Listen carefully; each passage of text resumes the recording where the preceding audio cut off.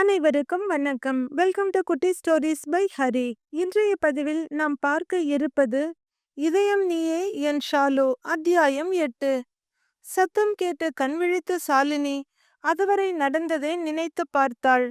நீர் குமிழிகளாய் அவள் மனதில் இருந்து மகிழ்ச்சி பொங்க ஆரம்பித்தது.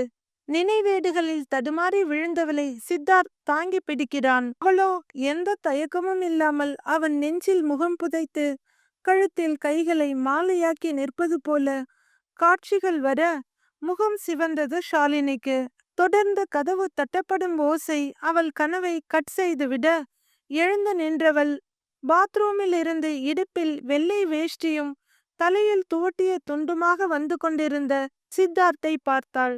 அவளுக்குள் சொல்ல முடியாத உணர்வுகள் முளைவிட ஆரம்பித்தது.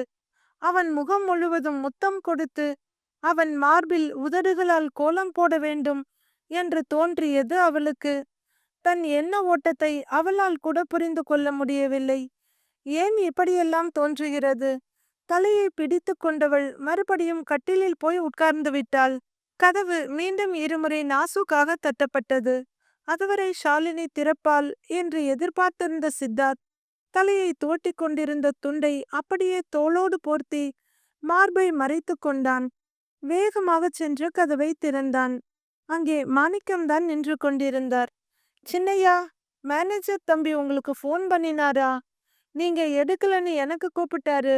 கொஞ்சம் அவசரமா ஆபீஸ்ல யாரோ ஒருத்தர் உங்களை பார்க்கணும்னு பிடிவாதமா காத்திருக்கிறதா சொன்னாரு. கொஞ்சம் பேசிடுறீங்களா சின்னையா? 2-3 தடவை எனக்கு கூப்பிட்டுட்டாரு. அதனாலதான் ஓடி வந்தேன் என்றார் மாணிக்கம்.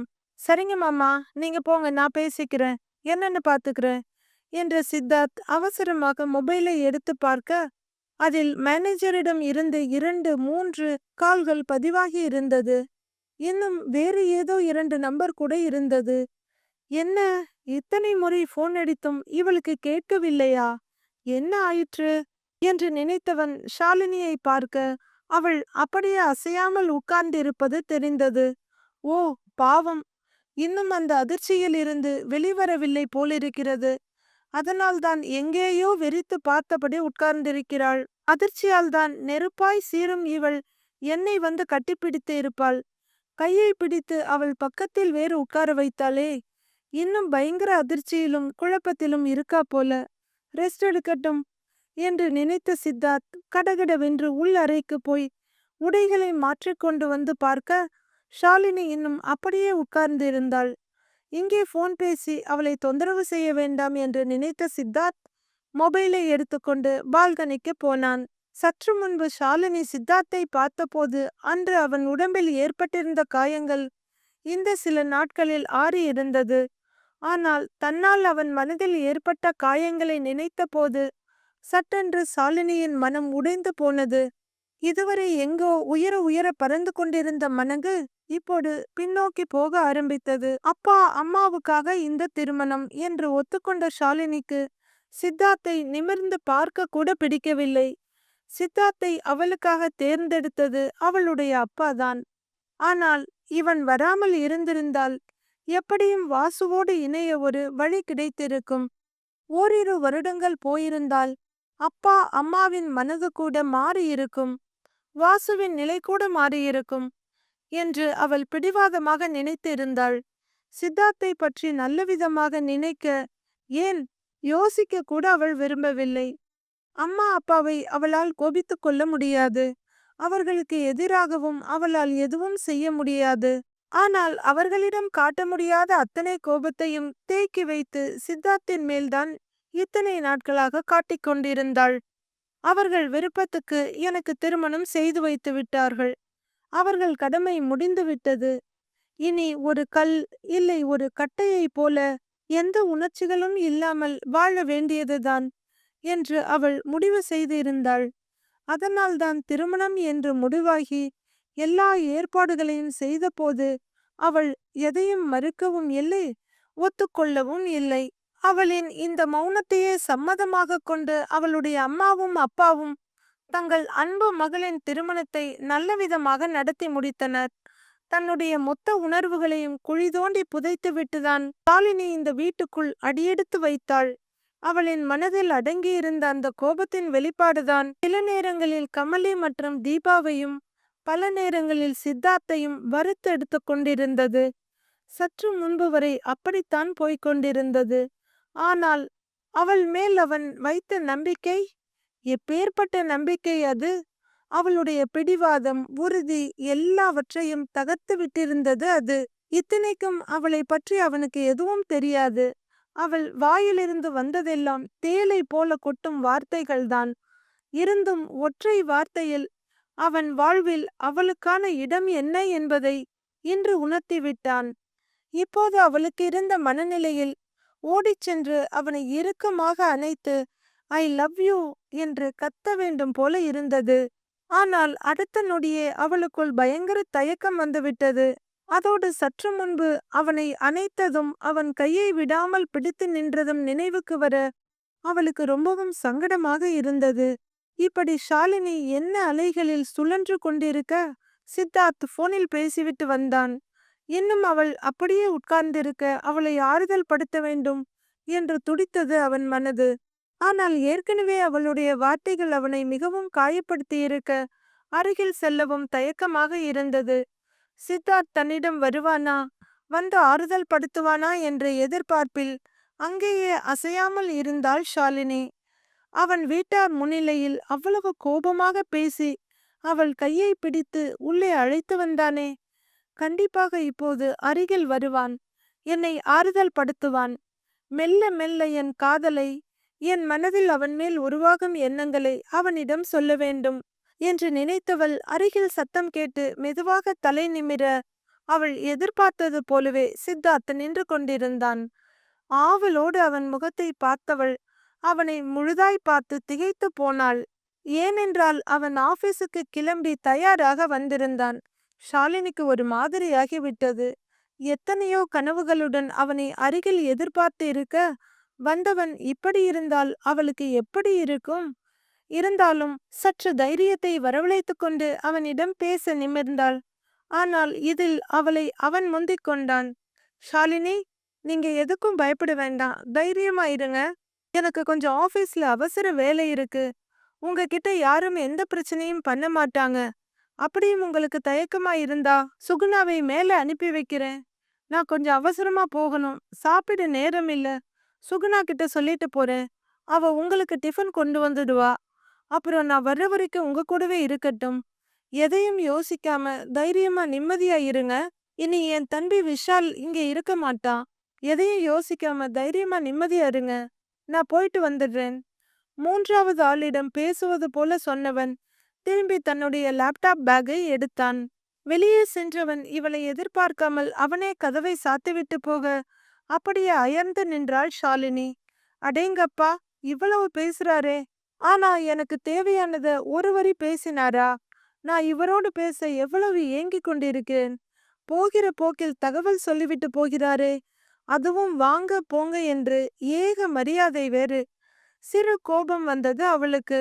ஆனால் அடுத்த நிமிடம் அவள் மனசாட்சி அவளை குற்றம் சொன்னது.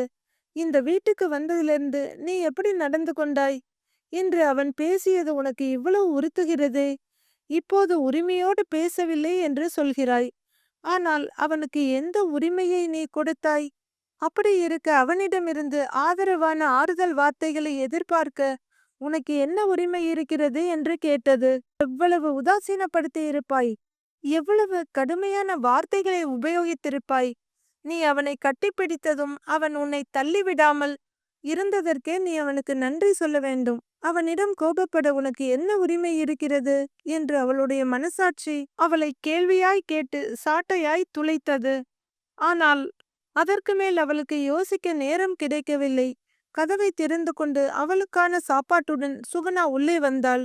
சின்னையா உங்களை இங்கேயே சாப்பிட சொன்னாங்க. அதோட அவங்க வர்ற வரைக்கும் என்ன உங்க கூட இருக்க சொன்னாங்க. உங்களுக்கு அதுல ஒன்னும் பிரச்சனை இல்லையே சின்னம்மா என்று சுகுணா கேட்க, ஒரு பிரச்சனை இல்ல, எனக்கும் தனியா இருக்க ஒரு மாதிரி இருக்கு. நீ இங்க இருந்தா சந்தோஷம்தான். ஆனா உனக்கு கீழே வேலை இருக்குமே என்றாள் ஷாலினி. எவ்வளவு வேலை இருந்தாலும் சின்னையாவோட வார்த்தைக்கு மறுபேச்சு பேசுற அளவுக்கு இங்க யாருக்கும் துணிச்சல் இல்ல. அதனால யாரும் என்ன கூப்பிட மாட்டாங்க. என்ற சுகுணா தட்டை வைத்து ஷாலினிக்கு பரிமாற ஆரம்பித்தாள். ஷாலினிக்கு உணவின் மீது கொஞ்சம் கூட விருப்பமே இல்லை.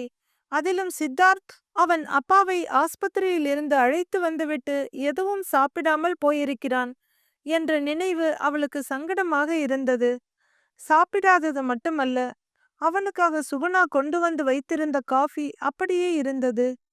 என்னுடைய நினைவுகளில் மூழ்கி அவருக்கு காஃபியை கூட கொடுக்க மறந்துவிட்டேனே என்று நினைத்தவளுக்கு அதன் பிறகு ஒருவாய் உணவு கூட உள்ளே போகவில்லை.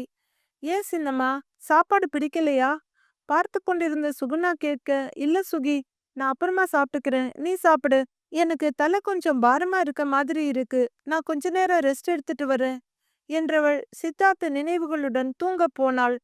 சித்தார்த் முதலில் அவளை பார்க்க வந்தது, அதன் பிறகு நடந்த திருமணம், இங்கு வந்தது, அவனை ஒரு மனிதனாக கூட மதிக்காமல் அவள் நடத்தியது என்பதில் ஆரம்பித்து சற்று முன்பு அவள் கையை அவன் பிடித்ததுவரை ஒவ்வொன்றாக நினைத்து பார்த்தாள்.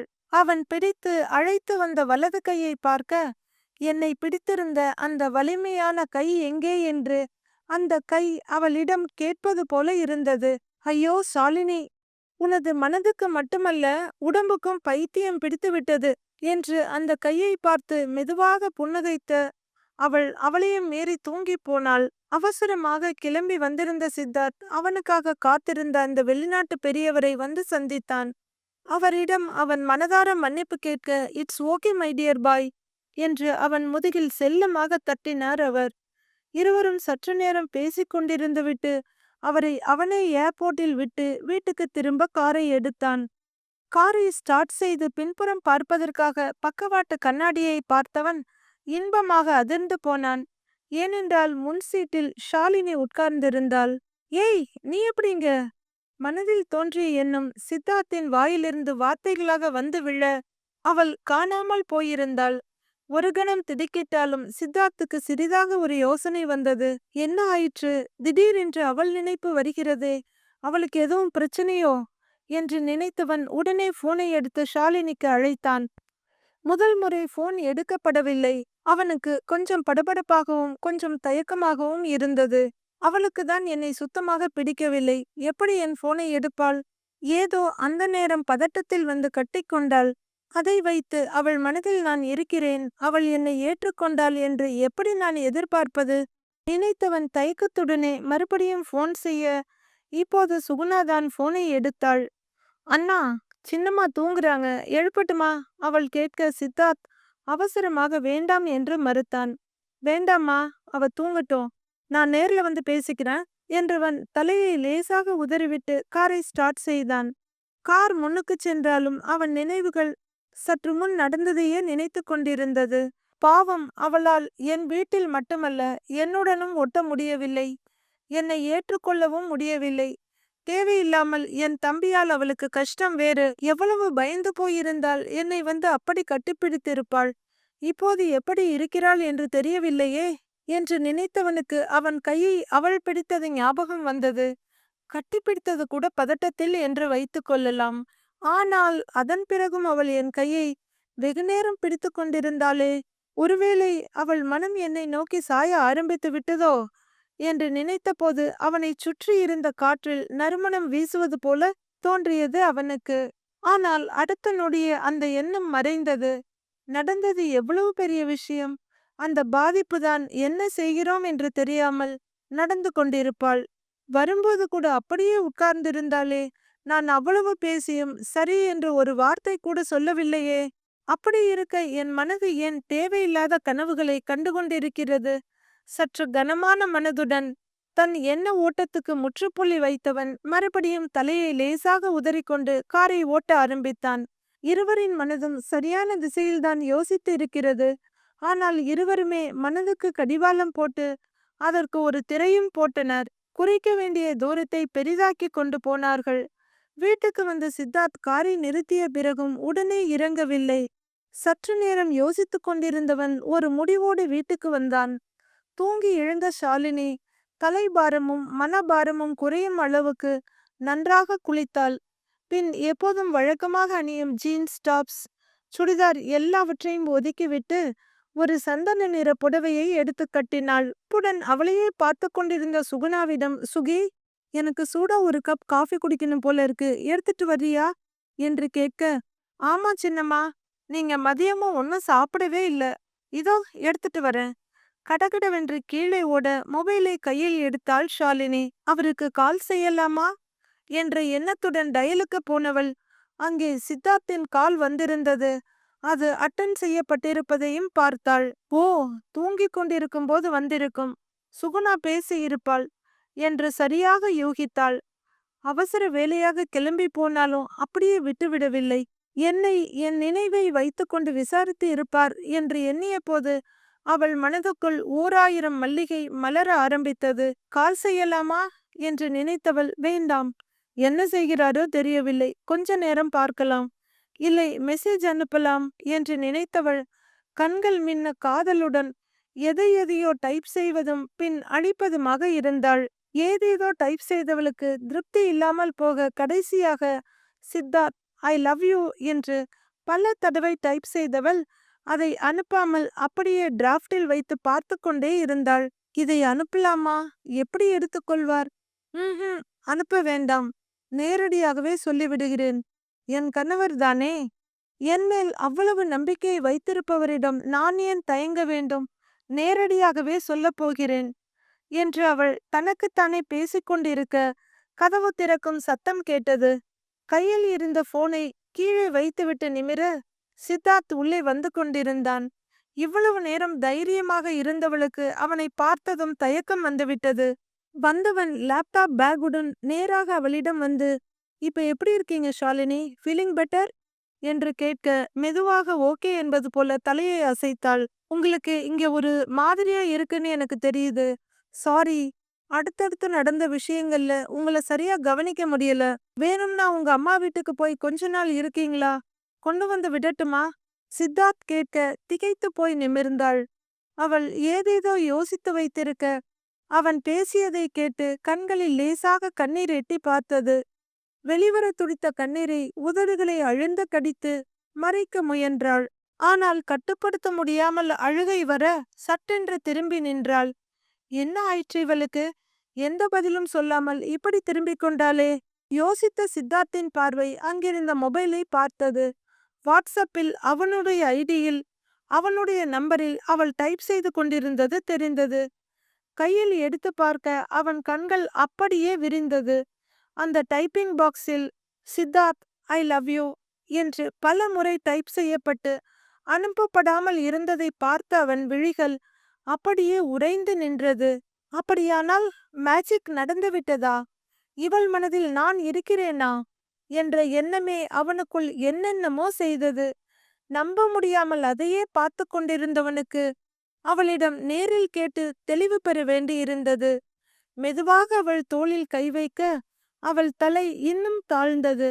அவளை தன்னை நோக்கி திருப்பி மெதுவாக முகவாயை தொட்டு நிமிர்த்தியவன் மொபைலை காட்டி, இது எனக்கா என்று கேட்டான்.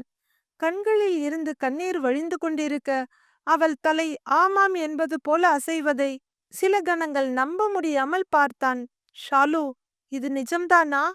இது எனக்குதானா என்று அவன் மீண்டும் கேட்க, உங்களுக்குதான், உங்களுக்கேதான் என்றவள் அவனை இறுக்கமாக அணைத்து கொண்டாள். சித்தார்த்துக்கு அந்த கணமே அவளை அப்படியே அலாக்காக தலைக்கு மேல் தூக்கி தட்டாமலை சுற்ற வேண்டும் போல இருந்தது. அவன் மனமும் உயர உயர பறந்து கொண்டிருந்தது. ஆனால் அவன் நெஞ்சில் பட்ட ஈரம் அவனை சுயநினைவுக்கு கொண்டு வர அவள் முகத்தை நிமிர்த்தி பார்த்தான். அவனால் அவள் அழுவதை பார்க்க முடியவில்லை. ஷாலு, என் செல்ல குட்டி, அழக்கூடாது, இங்க பாரு. குழந்தையை கொஞ்சுவதைப் போல கொஞ்சியவன் அவள் முகத்தை நிமிர்த்த இன்னும் இன்னும் அவன் நெஞ்சுக்குள் புதைந்து போக முயன்றாள் ஷாலினி. அவள் முகத்தை பார்க்க துடித்தவன் அவளை தன்னிடமிருந்து சற்று விலக்கி நிமிர்த்தி பார்க்க அவள் கண்களிலிருந்து ஒரு சொட்டு கண்ணீர் அப்படியே உருண்டு வந்து கீழே விழ தயாராக இருந்தது. அவன் தன் ஒற்றை விரலால் அதை சுண்டிவிட அது தரையில் தெரித்து ஒரு பன்னீர் பூ குவியலாய் தெரிந்தது. அவன் அவளை ஆச்சரியத்துடன் பார்க்க அவளும் அவன் முகத்தை பார்த்தாள். அவன் கண்களில் படர்ந்த வியப்பை புரிந்து கொண்டது போல, இது அந்த கண்ணீர் இல்ல, ஆனந்த கண்ணீர் என்று சொல்ல அவனுக்குள் புதிதாய் முளைவிட்டிருந்த சந்தோஷம் புன்னகையாய் மலர்ந்தது. அப்படியே அவளை இரு கைகளாலும் தூக்கி தட்டாமாலை சுற்றியவன் மெதுவாக இறக்கிவிட அவளுடைய உடம்பு முழுவதும் அவனுடைய உடம்பில்தான் மொத்தமாக சாய்ந்து இருந்தது. இதுவரை ஏதேதோ நடக்க அவர்கள் இருவருக்கும் அதெல்லாம் என்னவென்றே தெரியவில்லை. ஆனால் இப்போது அவளை அவன் கொஞ்சம் கொஞ்சமாக இறக்கிவிட இன்ச் இன்ச்சாக இறங்கிக் கொண்டிருந்தவளுக்கு ஏதேதோ உணர்வுகள் உள்ளுக்குள் துளிர்விட ஆரம்பித்தது. மனது ஒரு பக்கம் என்ன இது, கொஞ்சம் கூட கூச்சமே இல்லாமல் என்று திட்ட, மறுபக்கம் இது என்ன மாதிரி, இதுவரை கிடைக்காத அமைதியும் சந்தோஷமும் மனது உடல் இரண்டையும் ஆக்கிரமிக்கிறதே என்று ஆச்சரியப்பட்டது. மெதுவாக அவள் முகத்தை நிமிர்த்தி, ஷாலு, ஐ எம் வெரி சாரிம்மா என்றான். அவளுக்கு திக் என்றது. எதற்காக இப்போது இவர் சாரி சொல்கிறார்? ஏதோ உணர்ச்சி வேகத்தில் உன்னை அணைத்து விட்டேன், இதெல்லாம் வேண்டாம், சரிப்பட்டு வராது. நீ பேசிய பேச்சுக்களை எல்லாம் என்னால் மறக்க முடியாது. இதற்கு மேல் உனக்கு இங்கு இடம் இல்லை, உன் அம்மா வீட்டுக்கு கிளம்பு என்று சொல்லப் போகிறாரோ என்ற பயம் அவள் கண்களில் தெளிவாக தெரிந்தது. அட, என் அறிவு கொழுந்தே! உரிமையாய் அவள் மூக்கை பிடித்து ஆட்டியவன், எதுக்கு இந்த பயம்? நான் சாரி சொன்னது கொஞ்சம் முன்னாடி உன் மனச புரிஞ்சுக்காம அம்மா வீட்டுக்கு போகலாமான்னு சொன்னதுக்காக தான். ஏன்னா உனக்கு இங்க இருக்கிறது, அதோடு என் கூட இருக்கிறது சுத்தமா பிடிக்கலன்னு நினைச்சேன். நீ நிம்மதியா இருக்கணும்னு தான் நான் அப்படி சொன்னேன். அவன் பேச்சை நிறுத்திவிட்டு அவள் முகத்தையே பார்க்க அவளும் அவன் முகத்தை தான் பார்த்து கொண்டிருந்தாள். அவன் முகத்தை பார்க்க தயக்கமாக இருந்தாலும் அடுத்து என்ன சொல்வானோ என்ற படபடப்புடன் பார்த்து கொண்டிருந்தவளின் நெற்றியில் இதமாக ஒரு முத்தம் வைத்தான்.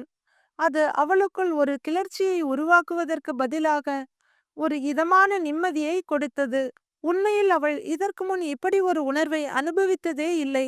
அவள் உடல் கொஞ்சம் கொஞ்சமாக தளர்வதையும் அவளின் உடலின் எடை குறைந்து லேசாக இருப்பதையும் அவளால் நன்கு உணர முடிந்தது.